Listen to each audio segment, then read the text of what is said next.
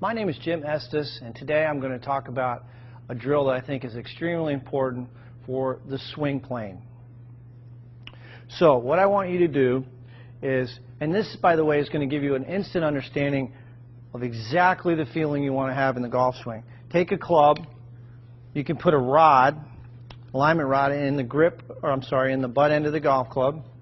Take the golf club, turn it like you're going to hold it, and then what I want you to do is take that club, put it right against your left hip, so you're holding both clubs here.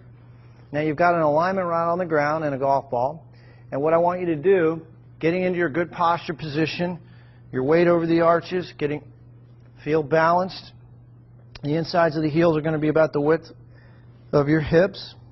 Take a swing back, slow motion, and trace with that alignment rod the target line all the way up. The shaft should be parallel to your target line at the top, and then slowly coming down, trace the line. And do this in slow motion. Right into the impact position.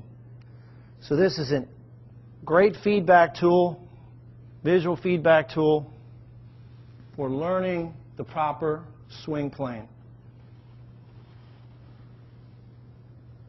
Go right to your impact position. I encourage you to do this drill in slow motion, and if you have 5 minutes a day, if you do this drill every day, I guarantee you're going to improve your golf swing. So again, I think you'll find this to be extremely helpful. JimEstesGolf.com if you have any questions. I think I took 3 or 4 swings ago. This looks good. I mean, I like where your club is at the top. I like everything you're doing there. I wanted to isolate impact. There's where that, see where that left elbow is bending just a little and the wrist is bending. So that's where you're getting some thin shots. So one of the drills I'll give you, this is a great drill, there's 2 of them. It's called a lag drill. And I can show you this drill and twist it, make it left-handed.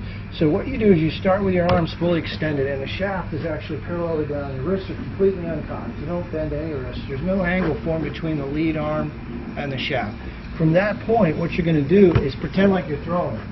You're going to download the shaft. You're actually going to bend the left elbow and left wrist, and you're going to swing. And you're only hitting it 15 yards, but you're going to create some load. And so what that does is, by creating an angle on the downswing and getting the handle in front of the ball with the shaft still parallel to the ground, you're going to create extension when the wrists uncock. So that's how you would practice as a drill, just working on that lag. The second drill you would do is just take a club, put it about, 18 inches behind the ball. And what I want you to do is drag the club along the ground for as long as possible.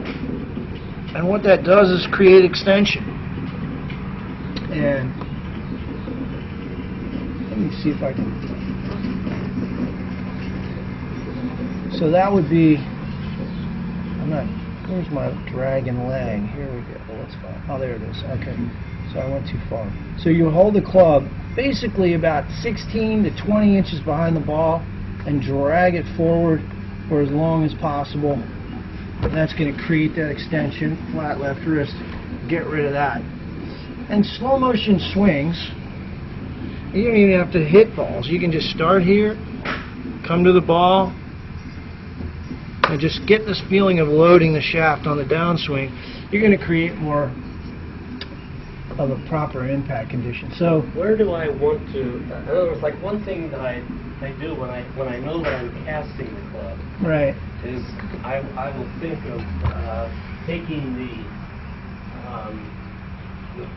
butt of a club. In other words, I think of swinging like right, like that.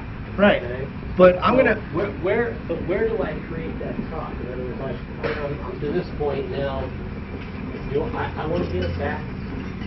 So you know what's interesting? I wouldn't term you as a caster. I'd say you have you lag the club, but yeah, I It mean, just breaks down there at the end. Your elbow and wrist bend breaks. You pull your hands in. Yeah. Yeah. Now, would I say that you could get more load and retain more load? This drill, what it does is it teaches you to transfer your lower body first. In other words, to create, so in physics you have linear force. You're pushing against the ground to generate and translate your pelvis, not only laterally but rotationally. So you have linear force, which creates lateral and rotational force. The lateral is not a speed producer, but pushing against the ground. When you throw a baseball, if you tried to throw it on an ice rink, you couldn't throw it. So you got to use the ground effectively. And in order to do that, you got to activate your quadriceps and use the ground. And you have to strengthen your quads and your glutes. You have to do that on a regular basis to generate shear force or rotational speed, which translates to the club head. If you took a towel and you did this with a towel, the faster I decelerate my hand, the more energy I transfer to the towel. It's the same thing in golf. It's not a continuous movement. It's a quick movement followed by a deceleration that transfers energy and creates speed.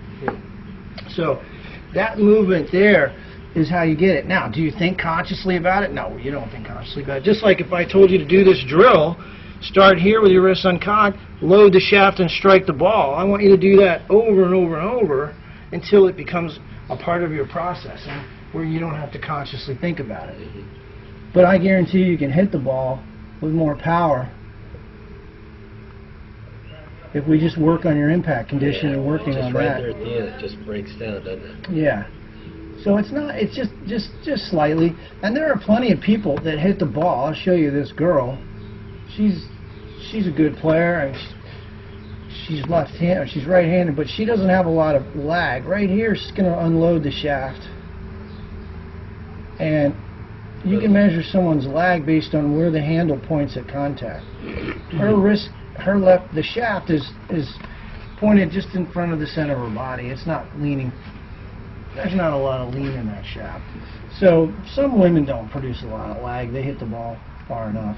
But what you do see is full extension. Yeah, that's what I was saying. Her right arm is extended. Right, and that's what I want you to work on. It may hurt your area. I don't know. But that's what I would say. Well, I think, you know, I've never had any problems with this elbow. Okay, good. I think what it is I'm just shying away because of all those years of having this problem. But I don't have the problem. If you don't have anything problem with this elbow, I don't. Okay, good. I don't. And you can see it there. She does not have a lot of forward lean in the shaft. But you can see the full extension. And notice that left arm doesn't straighten anyway until after the ball's gone. Right there, it's in full extension.